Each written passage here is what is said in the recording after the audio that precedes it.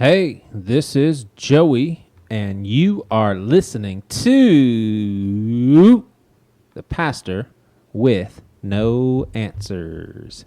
And I want to explain that a little bit. It's been a while since I've kind of gone into why we call this podcast the Pastor with No Answers. You know, because there's a lot of people around me that would say, that's not right. You helped me with such and such, or that's not right. I asked you a question and it seems like you gave me a good answer. Well, it's a little more figurative than that, because obviously every person has answers about stuff. So when I'm talking pastor with no answers, it's basically you want to get a mission statement? Here it is. The mission statement of this podcast is that we don't want to send people home with a nice little Christian package of theology that they need to go nail down in their own hearts and minds and basically run with, because the craziness about that is that you take two Christians that are sincerely seeking God and exploring their faith and trying to figure out what the Bible says about this and that. They come out on the other end with completely opposing viewpoints with some of the most serious issues in the Bible or in life. So how in the world are we supposed to say, yeah, but I'm right? So here's what you need to believe. Now, certainly, I think it's a good argument that there are definitely some essentials for sure. That's just what makes us Christian. But I would go so far as to say that list is pretty small. It's pretty small. So anyway, we are going to be talking to a friend of mine named Natalie, and she is in our house church on Sunday nights. And I found out just recently that she is bisexual. The reason why I didn't know that right at first is I don't think bisexuals have a certain look. And she's married to a guy. So it definitely threw me off. I would have never guessed in a million years that she was bisexual. So when she said that, I was like, got to talk to this girl. So I figured, let me share it to all my friends out in Pastor with No Answers land. So here you go, Natalie Pagan.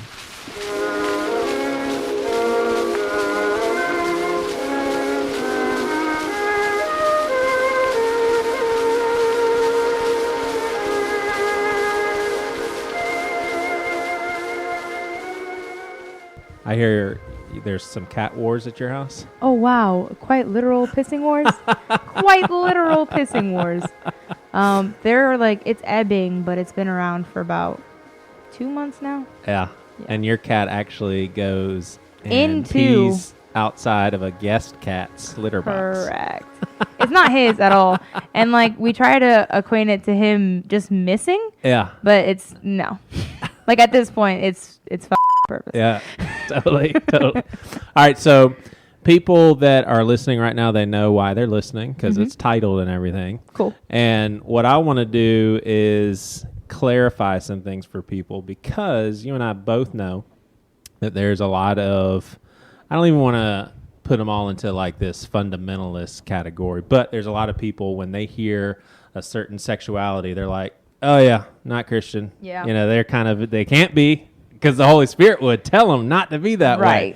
So let's put those people's minds in a challenging place before we get this started, because you, my friend Natalie, who is in our house church on Sunday nights, you're a Christian. Yeah, I'd like to think so. Yeah. So what does Christianity mean to you? Like, as far as why would you say you're a Christian? I mean, so I guess Christianity to me like the average Christian is like, hey, I ascribe to the belief that Jesus Christ was a real person, who was the real Son of God, who came down and really did die for all of our sins. Yeah. So I feel like once you ascribe to that, you're kind of on the list. Right. So, yeah. So my thing is, if anybody hears that, they've got a hard case to make to kind of say, yeah, but because of such and such, yeah, you can't be a Christian. It's insane. So let me tell you something embarrassing about myself when it comes to bisexuality. I actually used to have this philosophy of, well, that's just kind of lazy. They just get to do whatever they want. Oh, no. Now, granted, this is like 2 decades ago, okay? Sure. So I'm 20 years older baby and mature. But seriously, I was just like, oh, that's convenient. They could just... Oh, man. Yeah. Like sexuality is all about sex, right? I mean, isn't that the case? That's insane. They lazy. All right. So I'm sure we're going to, hit this at all sorts of different angles, but I'll just start with, when did you know there was something different about you? And when I say different, please excuse that if it sounds offensive, but I would say statistically, right, most people are heterosexual, so that's all I mean by different. Sure. Sophomore year of high school, for sure. It was always, I used to have really weird nightmares about it, and I only say nightmares because, I grew up in a Spanish Pentecostal church. Yeah. Where people believe that if you are anything but heterosexual, you are possessed by a demon. Right. So I would have really weird nightmares about people saying that I was, and me being like, nah. And then sophomore year of high school hit, and I was like, okay. Yeah. And I told a couple of my friends that I confided in, and they were like, yeah, okay. I had a feeling. Yeah. And I was like, oh, true, because I had no idea, but here we are. So are we talking just recognizing an attraction to both sexes? Mm-hmm. Simple as that? Yep. And were you what was the revelation from 9th grade to 10th grade? What happened in 10th grade was just whoa, wait a second. I've been feeling this way for a while, but now I'm recognizing that it's not like everybody else. How did the revelation happen? I think I've always had feelies or whatever, right? Yeah. And I've always just found people attractive. I'm just oh, what a pretty lady or what a pretty dude, right? But I guess you're a teenager, right? You hit puberty, your hormones start going everywhere, and most people feel that towards a certain group of people, and I found myself feeling that towards 2 groups of people. Yeah. Instead of just the regular one. And I think that's when it really all kind of came full circle, and I was like, hey, I think I might be bisexual. Right. This is weird. I don't know how to feel, but this is where I find myself. Were you upset? I was really mad about it for a while. I prayed about it for a long time. Actually, I prayed about it for a year. Between 9th grade to 10th grade, I prayed about it, and I was like, dude, if this is wrong, please help me, because I just feel I don't want to be wrong, but I don't know how else to feel, and I'm scared. You know what I mean? Because you grow up in that mentality that this is not okay. You are under demonic influence. Something is wrong with you. Right. But this is how you feel. Right. So it was a lot. Yeah. Yeah. So are you? To cut to the chase for some of our listeners, you are married and in a heterosexual relationship. He's a boy. Right. He's a boy. Are you familiar with how the bisexual community operates, though? Is there wow, this is kind of cool because there are more fish in the sea? And I'm not trying to make a joke. Is in that community, is there that sort of mentality this is actually kind of cool? It's kind of hard because you fall into LGBT. Right. And there's a weird misconception that LGBT people tend to be super promiscuous because there's quote unquote more fish in the sea when it comes to bisexuality. But it really just comes down to you as a person and how you hold yourself. Because if you hold yourself to a person of high standards and high morals, regardless, you're going to be a person of high standards and high morals, you know? Yeah. So. Yeah, totally. So once that revelation hit, was there some things that you looked back on at an earlier age that you recognize, oh yeah, that was kind of different? Yeah, sure. So I started having these weird dreams when I was in elementary school. There was a girl that I used to hang out with all the time. Right. And she was my really, really good friend. We were in 5th grade. It was great. And we held hands and we hung out a lot, and I didn't think of it as anything, but then this kid, we were all in the gifted program. This kid told me oh, you guys are lesbians. And I was like, no, we're not. Right. And then we stopped holding hands, and then we stopped hanging out. Yeah. Gosh. But I never thought about it as anything along those lines. Yeah. Just because I was just doing whatever I wanted to because I was a kid. Yeah. You know, you don't think about that stuff until someone puts it in your mind and you're like, oh shit. Yeah. Yeah. But now, so let's figure this out. Is this in your mind? How did you become a bisexual? Are you comfortable with saying I was born that way? These are how my genes lined up. Honestly, like I don't think it's genetic at all. I think it's one of those things where it's like nature versus nurture thing, right? So both genetics and nurture? Maybe. Here's the thing is like I don't think it's genetics. I think it's just nurture. And I think it's one of those things to where if you grow up around certain people and I mean, I don't even know if I would say that because my entire family's like was super against it growing up. Right. And it just kind of happened. So technically, but I don't know, genetically it wouldn't make sense just because stuff like that's not really written in your genetic code, I don't think. Yeah. But it just, one day you like realize it and then that's it, you know? And I personally, when I figured it out, was in a relationship with someone who was a lady and at one point felt really bad about it and like broke up with her because I was like, I don't think I'm like, maybe I'm not bisexual. Maybe I'm just confused because that was something that's continuously like, spewed at you. Right. If you say or admit to a family member that you are bisexual, right? They're not bisexual. They're confused. Right. So that's like you don't know your sexuality. Right. That's a whole thing. Dumb. So that's so that's like bisexuals the default. Are just they're indecisive. They just don't know. Like they think they know, but they don't. Right. But that's not true at all. Like I am 25 years old. Right. I am married to a person whom I love very, very much. Yeah. But I still find both male and females attractive. Right. Like it just is the way that it is. Right. And whether I would attribute that to like the way I was born or the way that I was nurtured, honestly, I wouldn't attribute it to either. Yeah. I think it just happened. And whether or not it's like, hey, God made me this way, like I have no idea. But this is my convictions tell me, and like after praying about it for a long time, I don't see that there's anything inherently wrong with it. It just is the way that I am programmed. Right.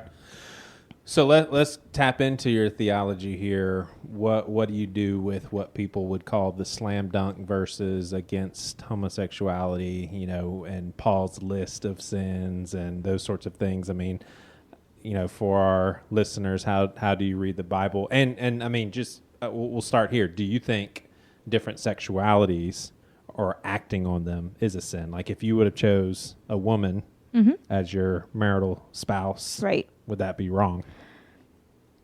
This is kind of a tricky question. So, like, I don't think so is my answer. I like that answer. And I don't think so because, like I said, like, I've meditated, I've prayed about it for years, and, like, I have not been led to a conviction that it is wrong. Right. Right?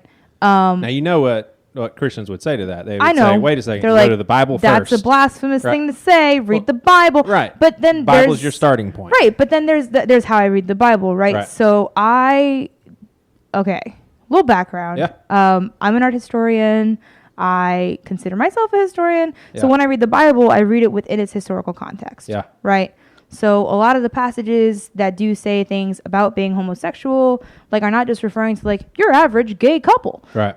They're referring to, like, Romans, and they're referring to a culture. Yeah. Right? And in that culture, it is very abusive. I mean, it's abusive. Yeah. It's common to see a lot of promiscuity. It's not like I'm in a monogamous relationship with someone that is my same sex. Right. It comes with a lot more baggage than that, right? They don't see homosexuality then the way we see homosexuality now. Right. And I think that's really important to make that distinction because it is a very different thing now than it was then. Yeah. Nuts. Yeah. But I really appreciate your answer, though, as far as, and I mean, everything would be cool if you said, no, I'm sure it's not. But I just think that as Christians, it's definitely something to wrestle with. And if you were at the end of your wrestling and you're just like, no, I don't think it's a sin. I mean, who cares what I think anyway, but I'm totally fine with that. You know what I'm saying? Yeah. But it's one of those things to where, so would you be able to be in church community with someone that said, Natalie, I love you. I believe you're a Christian. I'm cool with being in community with you. where I'm at in my beliefs, I think if you were acting on both sexualities, then it would be outside of God's will. Would you be able to fellowship with that person, or is that just too closed-minded? So here's the thing. I have no problem fellowshipping with that person. I have no problem being a friend with that person because I am friends with people like that, and it's cool. It's whatever. But as far as like a church family, like I need a church family that is willing to see me and see the way that I live my life and know that I am not purposefully trying to stray that. Right. Yeah. And there are church communities like our church community, but also like Episcopalian church communities that are like, hey, if you ascribe to being homosexual, but also want to serve, we're not going to stop you from serving. Yeah. You know, and I think that's extremely important. Right. Especially because so many people have been turned away from like a lot of mainline churches and a lot of evangelical churches because of stuff like that. Or they're continually like pursued by other people trying to convert them or get them to change their sexuality or get them to like lie to themselves and say, nah, I'm straight now. No, I don't think you are. Because it's a lot more than that, you know? Yeah. I don't know. Do you understand where a church is coming from? And this question is not suggestive. Like, I really am just curious. Like, do you understand if they are convinced that this is a sin, what people in those churches would say is, okay, we all struggle with sin, but if you are basically giving yourself liberty to live in something and not even call it what it is, then that puts us in a tough position. Like, how do you reflect on that sort of approach? I'm familiar with it. Yeah. I'm super familiar with it, and I respect it because here's the thing about people that go to church, like almost all of them ascribe to the idea of an absolute truth. Yeah. Right? So if you believe personally absolutely that homosexuality is a sin, you are going to do everything in your power to get me to recognize that it is a sin. Yeah. And you do it because you love me and because you want the best for me, like in life after death. And I 100% respect that. Right. But I do think that if that person knows me and knows the way that I live my life, I think it's important for them to understand that I have given this a fair bit of thought and this is my position on this. Like, do you want to know why? Right. You know what I mean? And honestly, that's the most frustrating thing for me is people assume you couldn't have given it thought, and definitely not prayer. Like, there's no way you took that to the Lord. Seriously, like you included, there's people that I consider closer friends that I know have searched and I know they have a heart after God. And so at some point I have to take a step back and be like, okay, wait a second. Do I have like the God's word tagged perfectly to where I know that I'm reading it perfectly and I can say, well, this scripture and that scripture, so she's wrong? At some point I've learned to take some steps back and be like, wait a second, I'm going to trust someone's relationship with God.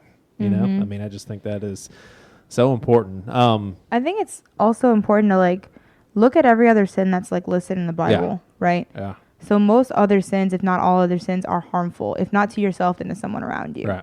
Right. Yeah. And like homosexuality is just you trying to live your life. And like, if you do, I mean, like within the context of doing it ethically and like being a good person, you know what I mean? It just doesn't fit. And that's just my opinion of it. Like if you look at every other sin and then you look at that as a sin, it's not the same. Yeah. It just doesn't match up. Yeah, totally. I mean, I think it's quite cute that that churches are so let's just say for the sake of argument that acting on homosexuality, bisexuality is a sin. It's like, oh, so your church is gay affirming? I mean, I'm like, so your church is divorce and remarriage affirming? I mean, hashtag anyone but the Catholic Church. Exactly. Yeah. It's like it seems the Bible is way more intensely against that. 100%. I mean, it's crazy. And, I mean, I don't know. I feel like people look past that because they take it into account and they're like, yeah, but you got to look at that person's life. Right. And it's like, yeah, but you got to look at that person's life. Right. You know, it's bigger than that. And I think stuff like that is better left to like the hands of God than to the hands of a person or a committee to say whether or not you're allowed to serve in a church. Yeah. Yeah. So if if Jesus, did you ever get those convicting questions? If Jesus was sitting right there right now, would you be watching that Boy, movie? what? All the time about everything. So if Jesus was sitting here with us and we included him in on this conversation and he's been hearing everything we've been saying about his bride, we'll say that, and we say, well, Jesus, what do you think about Natalie and what she's saying? What do you think he would say? Would you?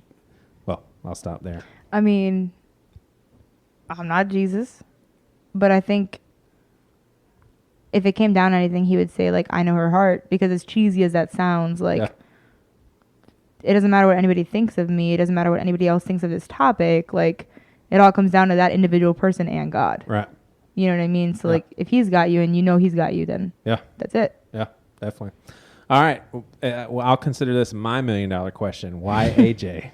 Why AJ? Yeah. Dude, he's the best. No, I know that. I'm not saying why a male. Oh, like, sure. So you picked a male over a female. Now, if you thought that the homosexual lifestyle was wrong, that would be obvious. Oh, I totally understand why you picked a male. But, like, was that a hard decision? No, and I think what it came down to was, like... And I understand if these questions sound crazy because it's fine. I'm not a bisexual. It's you know what I'm saying? Yeah. So hopefully they don't come across offensive. No, it's cool. I mean, I think what it comes down to is, like, as a person. Yeah. Because we all have, like, preferences, right? Some people prefer hairy men. Some people prefer very little ladies. Right. But as far as myself, like, I don't really have a ton of, like, specific preferences. Yeah. I like beards. Yeah. But I think really more than anything, like, AJ as a person drew me as a person. Right. Right. If a woman with AJ's personality would have drawn me in, like, then that would have been it. But it really comes down to, like, him as a person. Right. And some people attribute that to being, like, pansexual. If you, like, ascribe to the idea that you're attracted to people's personalities. Yeah. But then that kind of becomes more broad and becomes like, oh, well, if someone is trans, would you be attracted to that person? And I don't really ascribe to that. Yeah. So I'll stick to the lady man thing. But all in all, I think his personality and the way that he is and the way that we grew together as, like, teenagers into adults, like, that's it. You know what I mean? There's nobody else that I could picture in my life, regardless of whether or not he was a guy or a girl. Right. That person is the person I wanted to have with me forever. Right.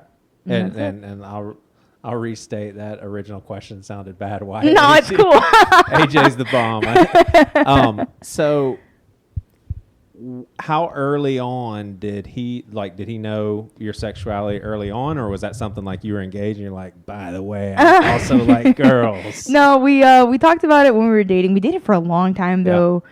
We did it for like 5 years. So I would say like well into like the first year. Yeah. Just because we talked a lot and he asked me a lot about like what I was like and what I liked and stuff. And it just came about like, oh, hey, I had an ex once. And he was like, oh, an ex? And I was like, yeah, her name was. And he goes, oh, her? Yeah. And then I was like, oh, hey, yeah, by the way, I'm bisexual. Was that tough at first for him? Like, I mean, oh, crap. He was a little confused about it just because he also grew up in an evangelical background. Yeah. But we talked about it, and like again, like he knew me at that point better than anybody else. So he was like, you know what? If you're cool with that, then okay. Yeah. Yep. Yeah.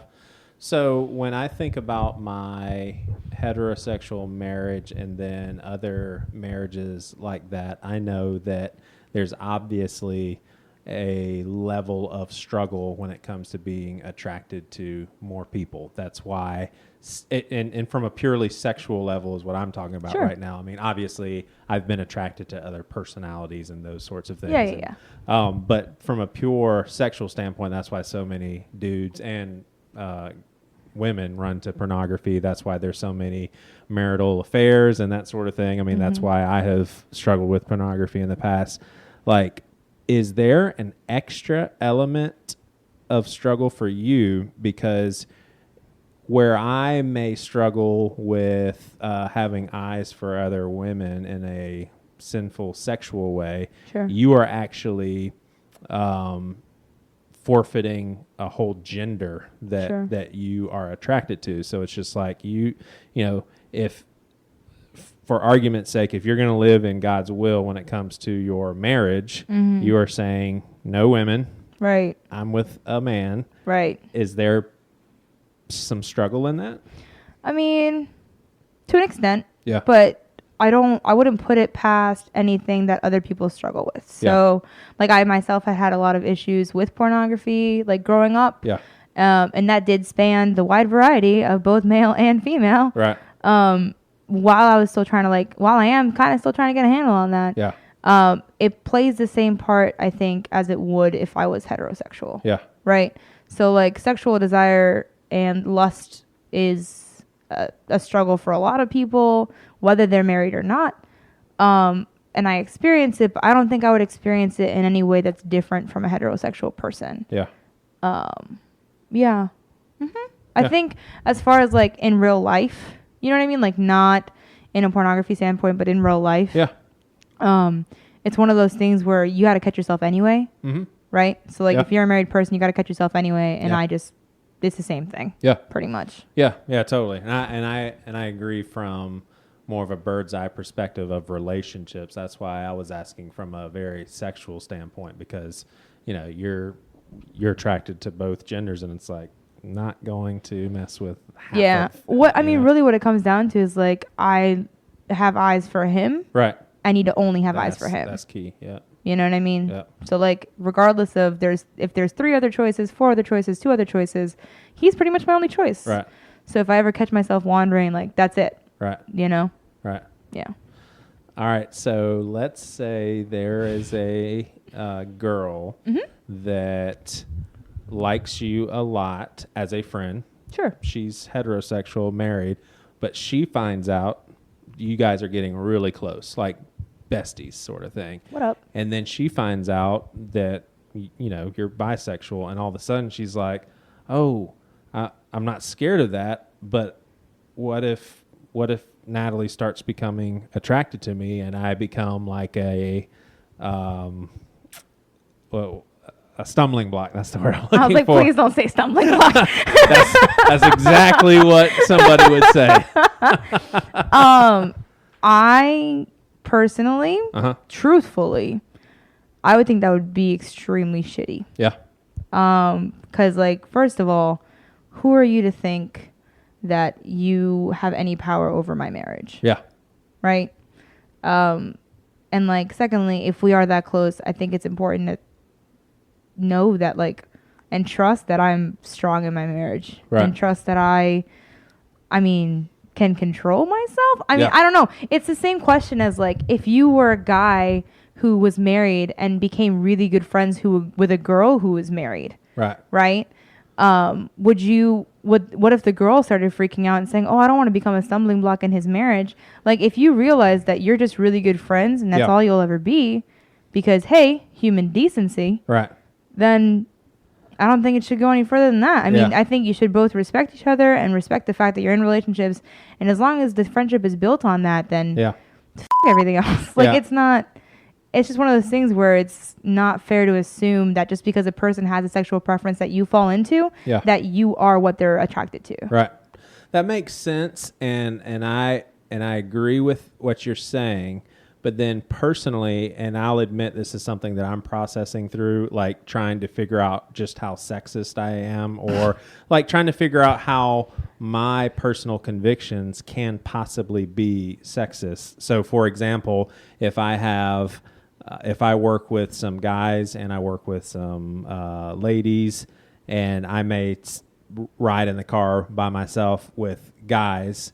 And well, I mean, it's actually a rule at our church, for instance, that, you know, pastors. So I know that rubs you the wrong way for sure. Sorry. But no, that's fine. But for me, if there is a girl, and we'll just say that I'm physically attracted to her, because I mean, there's a lot of girls I'm physically attracted to. I mean, otherwise it would be like I'm walking around, every girl's saying, ugh, gross, and that's just not the case. Right. So obviously, the percentages, there's going to be some of those girls that I'm also attracted to their personality. Sure.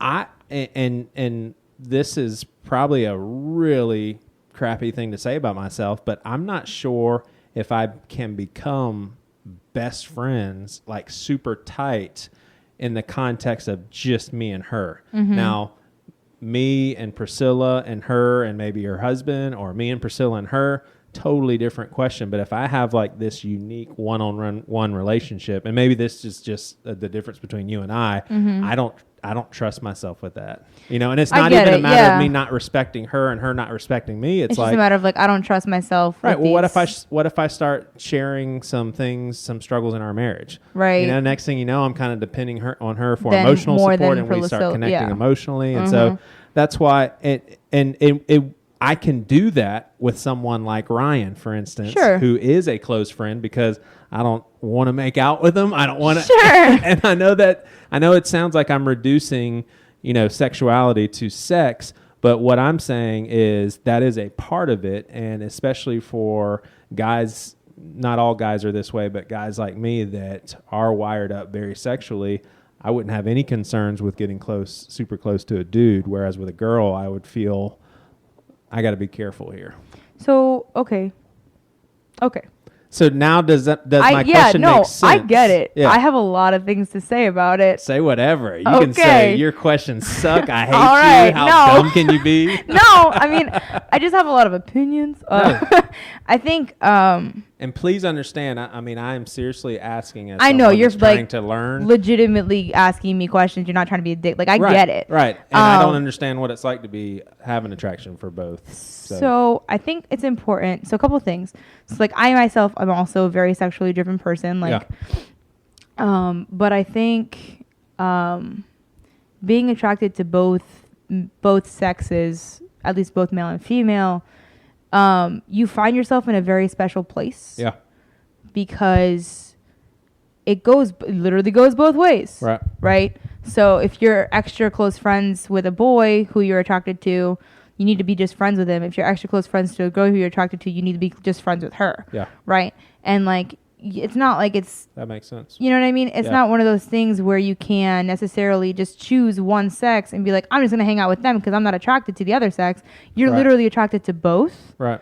And that could happen, but it comes down to then watching yourself, taking care of yourself and your house. Right. Right. So like if I know that I'm attracted to this man, then I'm going to make sure that I spend X amount of time with him and spend more time with AJ. Because chemically, and like Science Mike has a dig about this, about like if the more time you spend with the sex that you're attracted to, more than your significant other, like chemically you'll start to find more of an attraction with that person if you spend more time with them. Wait, if you're attracted to a certain gender but you're hanging out with your significant other that's not that gender, you'll become attracted to them? Well, no. So like, okay, so if I'm married to AJ, right? But if I hang out with a girl who I find attractive, and we hang out more than I hang out with AJ, I may become closer to her than I am with AJ. Same ways as I hang out with a guy who I'm attracted with. Yeah. Right? Yeah. So if we hang out more than I hang out with AJ, chances are like chemically we'll start to like each other more. Right. Right. So there is no win-win. Right. I guess because of the situation that I find myself in, I've just become accustomed to if I think there's any hint of a doubt that anything will happen, I just take myself out of the equation. Yeah. In the respect of driving in a car with a person who is married, who you're not married to, right? Like the whole church rule. I don't like that rule. Yeah. Solely because, like, for myself, it could be anybody. Right. You know what I mean? It's not that simple. Right. I agree 100%. And it becomes it's a more complex issue, and I think people are more complex than that. And I think to reduce them to, you're a man, you need to drive with man. Right. You're a woman, you need to drive with a woman, or you can't hang out if your wife isn't there. Like, I understand, like, the potential of that situation, but hold yourself to a higher standard. Right. You know what I mean? And that's honestly, like, my view on that. And that may sound really shitty, but I don't think so at all. That's just how I feel about it. And that's because we used to go to a church here, and we had 2 small group leaders. They were married, because that tends to be the way that it works. Right. And I wanted to talk to one of my small group leaders about something, because it's easier to talk to him than it was to talk to her. Yeah. They're both great people, but it was just easier to talk to him. But like, I had to talk to her, right? Yeah. And I feel like as people, like, take your gender away, dude. Like, as people, I mean, it's just easier to talk to one person than the other, and to assume that anything is going to ensue is really f***ed up. Yeah. Because you're not giving people a chance to be people. I mean, and granted, like, bad things happen. Right? Bad things happen with the opposite sex. Bad things may happen with the same sex. People just don't talk about it. Right. but it's just frustrating that that's what's assumed. Yeah. Yeah. So could you say, given that you said that you're a sexually driven person, I said the same thing about myself. Mm-hmm. I mean, would you say it's safe to say then that you and I there has to be some sort of different levels of operation? Because if you take my approach, mm-hmm. because I still feel comfortable with saying that I'm not comfortable getting super close to a girl that I'm attracted to physically. And I understand how that can be wrong. Sure. If anything, it sheds light on my ridiculousness. It's fine, really. But if you took that approach, then basically you're saying, I can only be close to my husband. I can't have any close friends. I can't, yeah. And that doesn't make sense. It's shitty. You know what I mean? That would not make sense. I just don't have that option. Right. And I think that in itself has allowed me to grow a certain way that other people haven't grown. You know what I mean? Like you having that default of, if I'm cool with guys, I don't have to worry about it. I can talk to my guy friends. Right. Which I'm sure that a lot of women have. Like, if I'm cool with my girlfriends, I don't have to worry about getting close to a guy because I have my girlfriends. Yeah. I don't have that option. Right. So I've had to adapt to just be like, I need to see people as friends, and that needs to be it. Yeah. And if I ever find myself like crossing the line, then that needs to be me finding another friend. Right.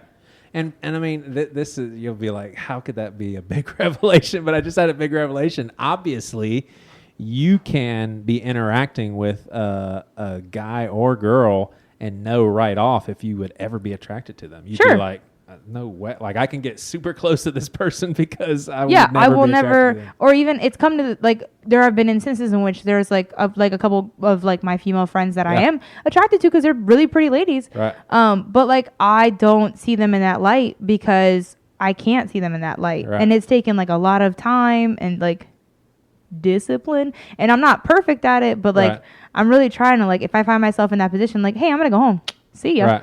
But for the most part, it's been, at least lately, it's been pretty great because I haven't really had any issues like that. Like, I've been able to hang out with people that I am technically physically attracted to, right? But I just see them as my friend, and that's it. Right. This could possibly sound like a asshole question, but I'll ask it anyway. Do you ever wish that things were just more simple and you weren't a bisexual? No. Yeah. No. I could see the allure in that, mm-hmm. but I'm glad that I am the way that I am because I got to grow the way that I got to grow. Yeah. And I kind of like myself. Yeah. Right? Like, like the past couple of years, I've had a lot of struggle with like being cool with the way that I am and being comfortable in it. Yeah. And I've grown a lot, I think, because of that. Right. So I wouldn't change that for anything. Right. Now, what's you're obviously sharing your sexuality to a good 6,000 or 7,000 people. What's been the extent of your openness in general up until this point? With the average Joe, if they ask me? Well, I mean, honestly, for folks listening, I mean, basically, I've known you now at least a little bit for well over a year. Yeah, for sure. You came to me and Toby's beer and theology stuff a while ago, yeah. And that was a long time ago. Yeah. And so I want to say maybe 2 months ago, maybe not quite, you were just talking in our house church in passing, and you said, because I'm a bisexual, blah, blah, blah. That was the first I heard. Mm-hmm. And I was like, I was glued. I was like, whoa, I want to know more about that. Yeah. Like I need to hear the story and learn and that sort of thing. So it obviously wasn't something that, I mean, first of all, it would be really stupid to say, hey, I'm Natalie, I'm a bisexual. I mean, right. You don't lead with that. Right. But I didn't know, so when does it come up? Because that is weird. I don't go around saying, hey, I'm a heterosexual. Yeah. So. I think it comes up when it comes up. Yeah. Like especially in my current situation, like I am married to a man, right? So it almost never comes up. Right, that's true. Because most people just assume that I'm heterosexual. Yeah. If we end up in a conversation where someone says, oh, that lady's really attractive, I'm like, yeah, she is.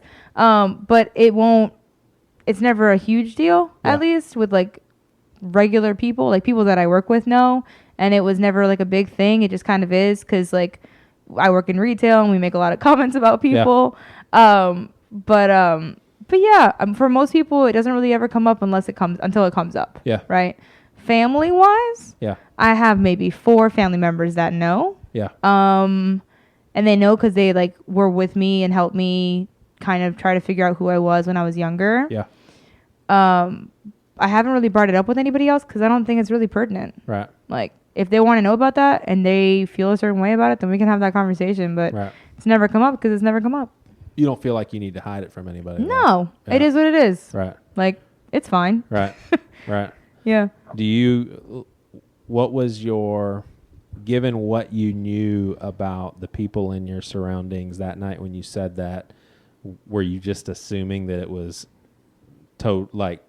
did you have in the back part of your mind, oh crap, this could cause trouble with some people, or you felt completely at ease that you were in an environment where that wouldn't happen? I knew that I would be fine. Yeah. Just because we were, like, the reason that it even got brought up was because we were talking about, like, how the church handles homosexual people and stuff like that. So, like, given everybody's previous responses, I knew I would be fine. Right. I thought it was actually really important that I say something. Yeah.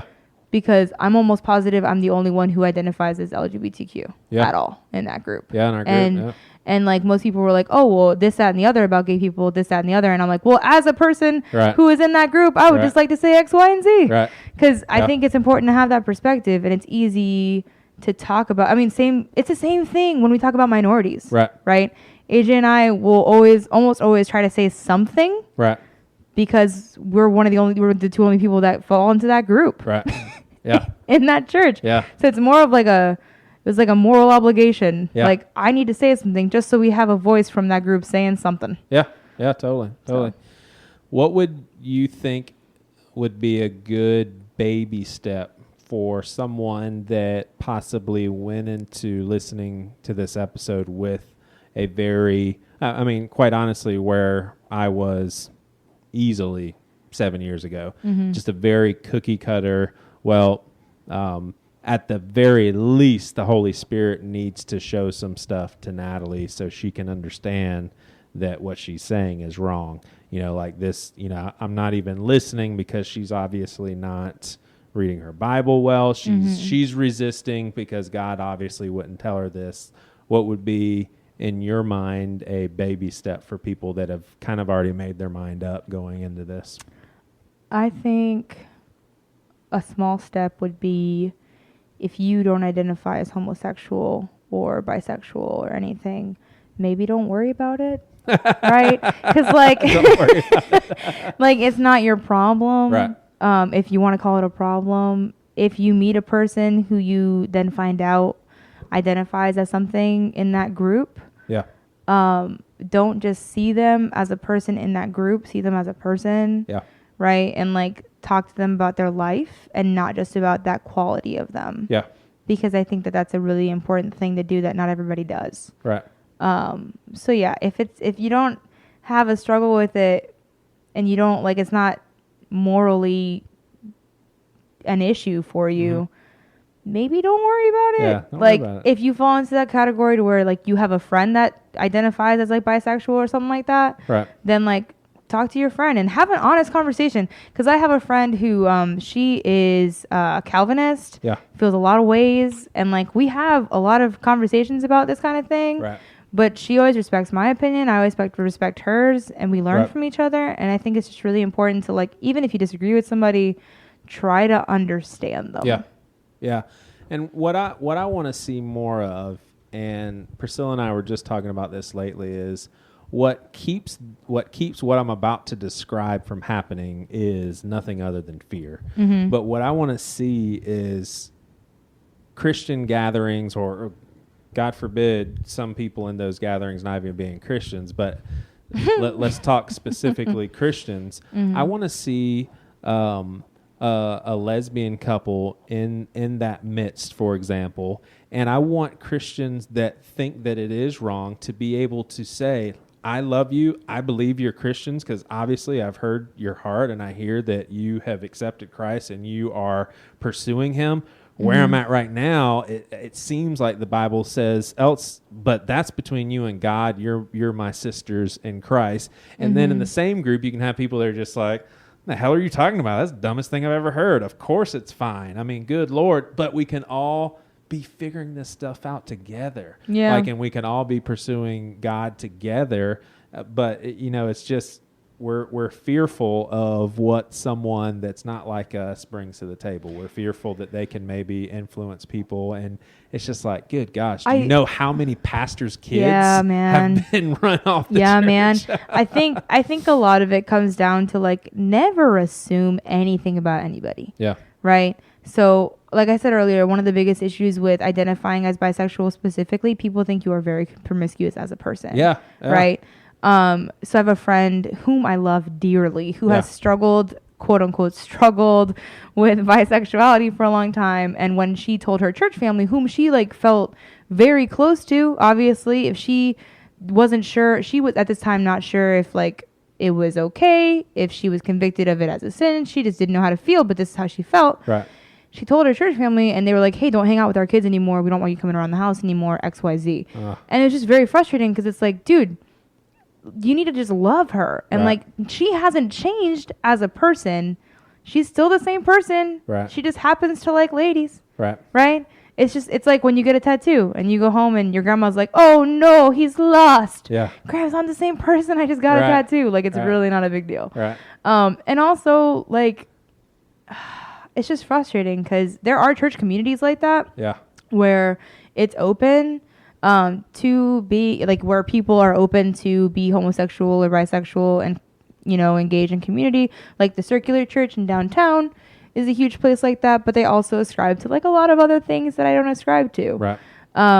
So they exist, but in various like animal sacrifice. They're kind of like, I don't know what else to say. AJ and I always say loosey goosey. It sounds real shitty, but it's fine. But I mean, you would call yourself pretty conservative Christian when it comes to, I mean, like most people would certainly say, oh no, way progressive. Nah, bro. Like that's the thing is like, I like ascribe to the Nicene Creed and like, I know my church history. I care about my church history. Right. I care about my church. You know what I mean? Like I go to an Anglican church on high holidays. Like I care. Can you believe this? People cannot put you in a box. Yeah, I know, it's That's bizarre. safe. People want to be able to put people in a box. You can't do that to Natalie. Yeah, folks. man. And I think it's like, I don't know. I just think it's really important to like realize, hey, you can believe a certain way, but just so happen to be gay. Right.